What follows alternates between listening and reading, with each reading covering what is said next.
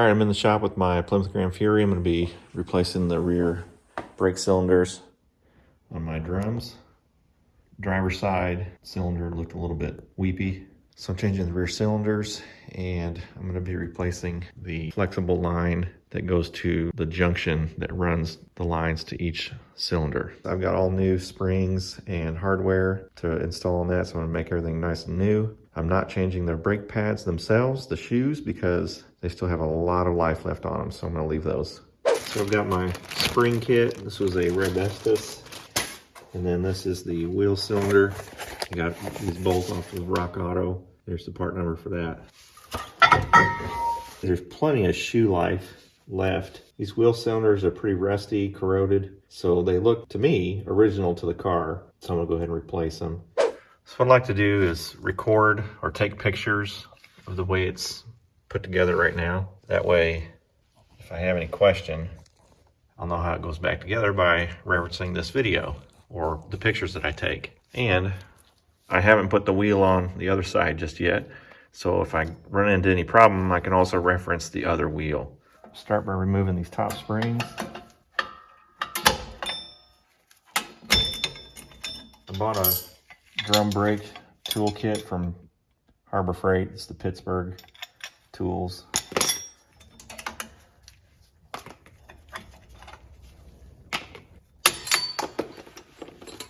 This is that retainer that holds this cable for the adjuster. You can see how this is hooked in here. The spring is on the back and it's hooked to the frame on the front, this red frame. Slide it out like that. And you're gonna remove these. All I'm doing is spinning this to line up with this pin. It goes through the backing plate, through the brake shoe, and it slides in like this. And you twist it, and it seats like that. So this tool pushes, and you can spin it and line it up and get it to disengage. Just like that. Okay, take this top part off.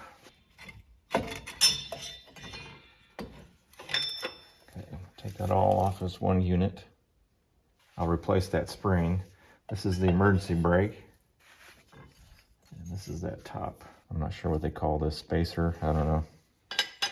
That's all of the hardware.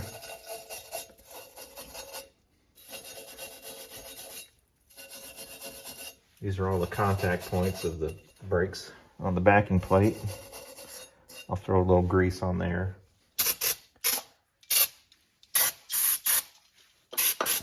Whew. This stuff's pretty stout.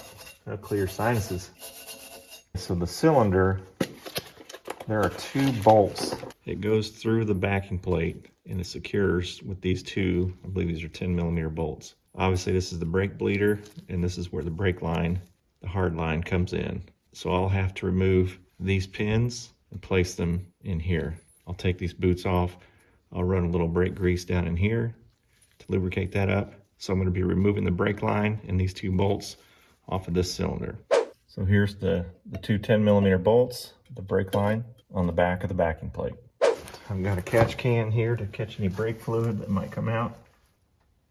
Okay, I've got the brake line loose. I'm going to go ahead and loosen the bolts for the cylinder.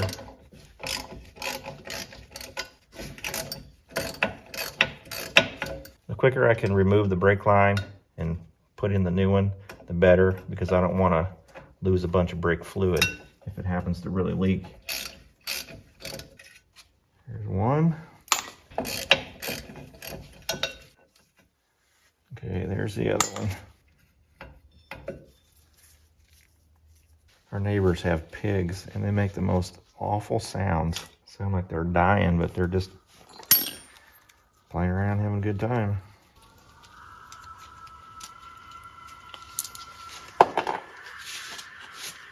My goodness. Maybe that one's having a baby or something.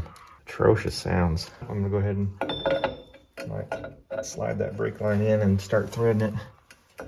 Go ahead and start threading the bolts in. I think these new bolts that come in the kit are an 11. Don't ask me why.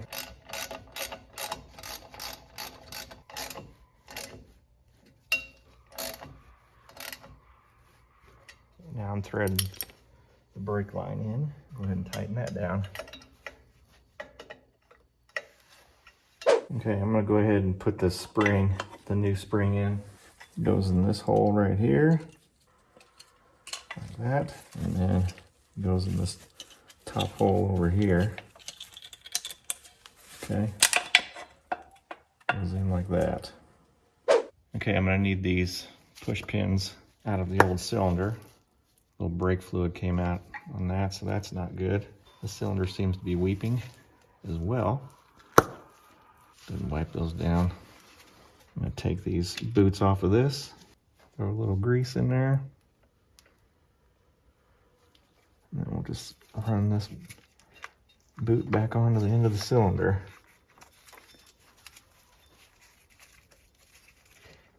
Make sure that boot gets on there, covers everything, because we don't want brake dust getting in there. Let's do the same for this one.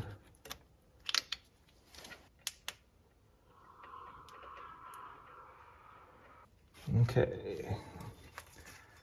All right, they're both in. This is the emergency brake arm. That goes in this top notch right up here.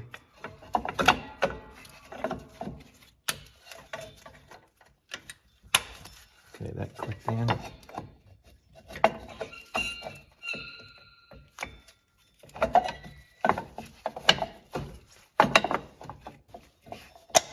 Okay, make sure that arm stays to the back behind the shoe.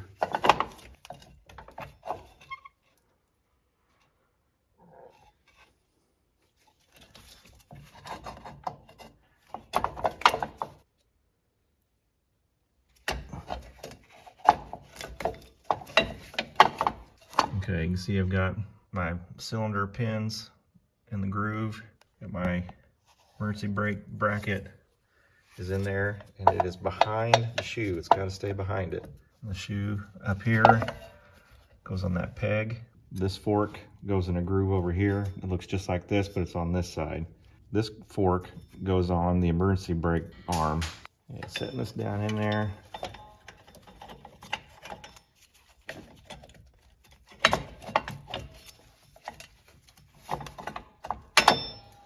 Okay, there. So I got it in on that emergency brake arm, and I've got the fork into the shoe, the groove on the shoe on this side. So now I'm going to put in the pins and the springs. These puppies right here. The pin goes in through the back, through that hole, goes through that hole, and we'll put the retainers on it.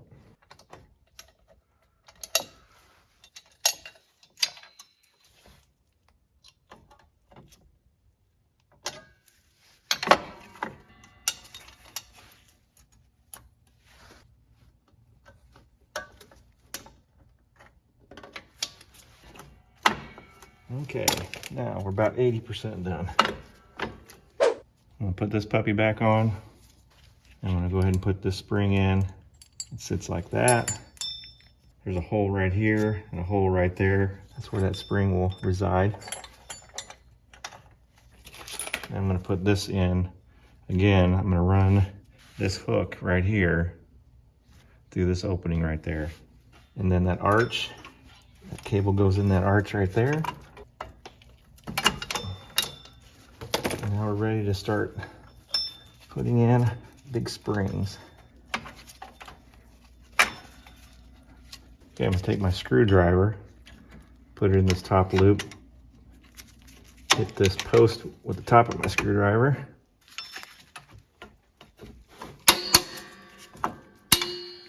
Put the spring in this hole. Grab my screwdriver.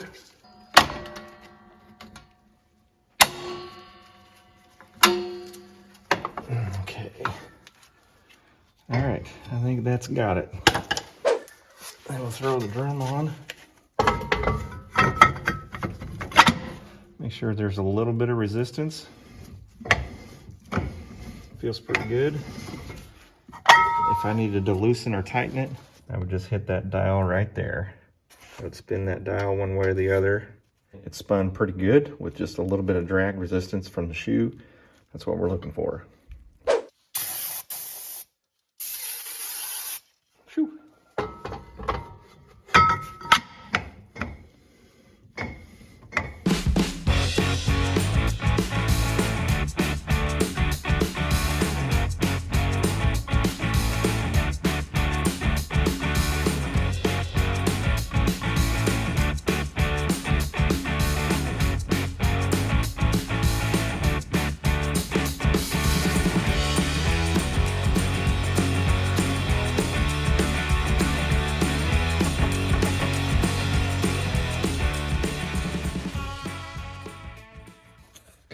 car, I'm going to be replacing this flexible line. Got a 5/8 line wrench. I'm going to hold that nut still right there. I'm going to use my 3/8 to loosen the brake line, and then I'm going to have to remove this retaining clip, and I'll be able to remove that end of the line. This end has a bolt and a junction where it's got the driver's side and the passenger side brake lines. I had to move this back because it was folded up over the top of that to protect it. I'm going to loosen these two lines, remove that bolt, disconnect it there, and then install a new line. So the nut on this junction is a 5/8. I've already loosened the brake lines.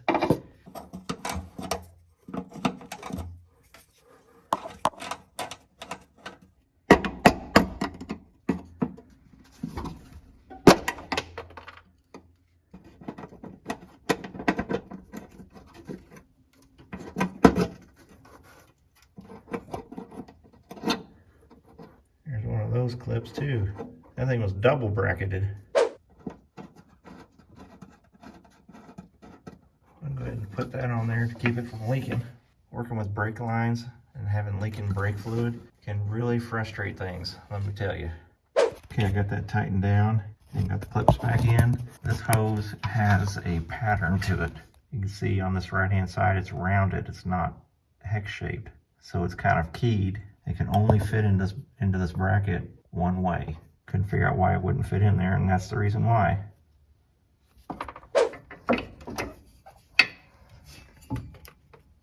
Right now I'm going after these brake lines in this junction.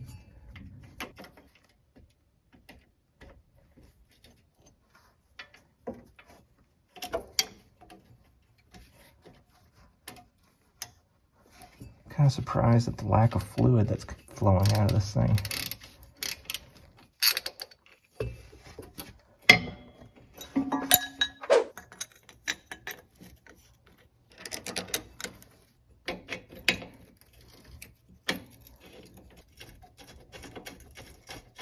There's a little bit of a curve or an arch in the bracket, as you saw, that fits on the axle.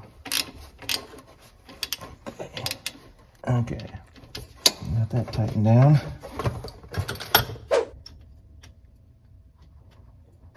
And real careful not to cross thread these lines. That would be a drag.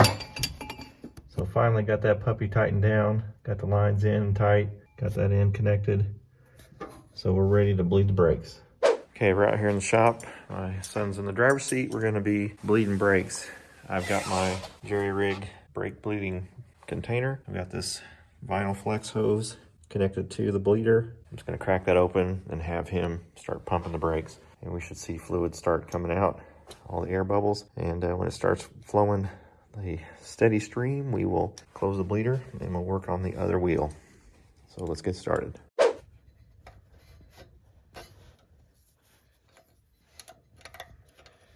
Okay, we're gonna go ahead and start pumping the brake.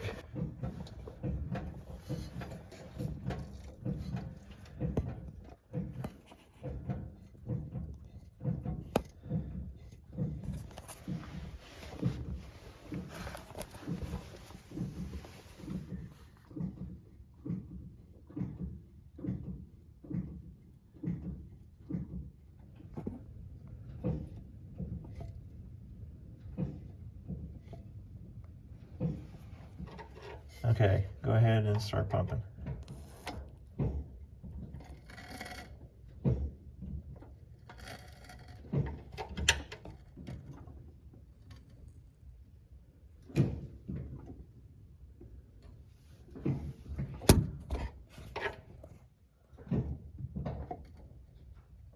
Brakes are bled, back on the ground, time to torque.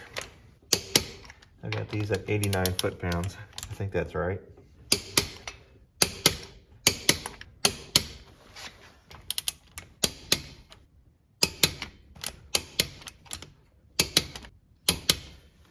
Dynamic tools, flex head, torque wrench, 1/2 inch. Gotta love it.